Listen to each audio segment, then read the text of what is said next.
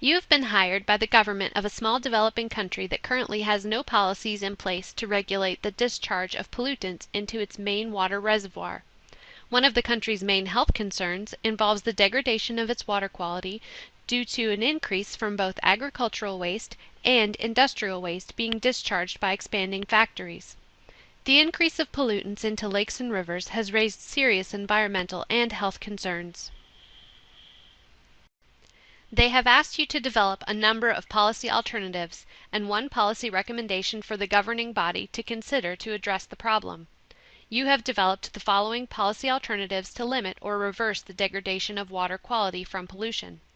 Negative incentives.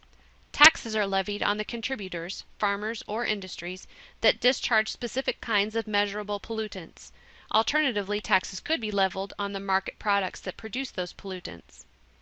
Positive incentives. Subsidies are offered for reductions in the discharge of measurable and specific targeted pollutants. Due to the tenuous fiscal situation of the country, only modest grant money is available for companies that invest in pollution-reducing technologies. Process regulation. Regulations are adopted that require certain pollution-reducing technologies to be used. Quantity regulation.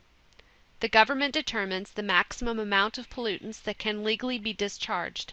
Discharge levels are monitored and firms are forced to cut back so as not to exceed these levels. Non-market supply. The government invests in an alternative pollution discharge to those farms and industries that are geographically concentrated and mandates those farms and industries located in certain zones to use it. That government-provided alternative might be a treatment plant or a designated body of water that would become polluted, but because of its isolation, poses much fewer health and environmental risks than unregulated general disposal.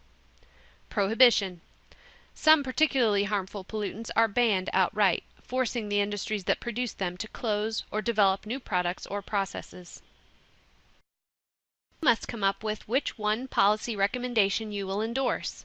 You decide to evaluate your top 3 alternatives based on the criteria for policy prescription in your Dunn textbook, Public Policy Analysis, to compose your final policy recommendation for your client in executive summary format, as shown in Appendix 2 of the Dunn text, for your government client.